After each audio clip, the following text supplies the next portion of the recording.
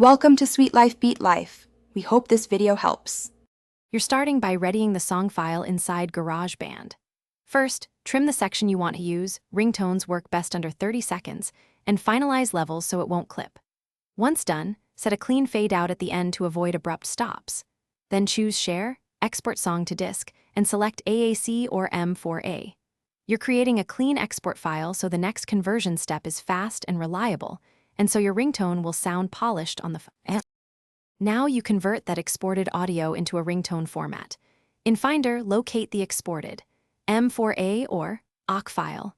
Click the file name, change the extension to M4R and confirm the change. This tells iOS it's a ringtone.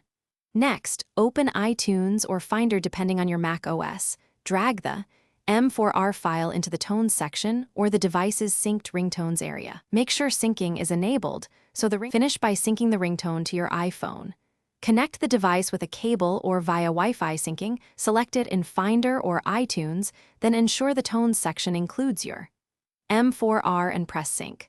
Once synced, go to Settings, Sounds and Haptics, Ringtone, and pick your new tone. If it doesn't appear, make sure the file is under 30 seconds, that the extension is M4R, and that the device completed a full sync. Resync after fixing any of those issues and try again.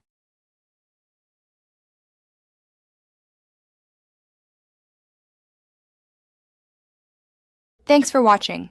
Consider subscribing if we helped you.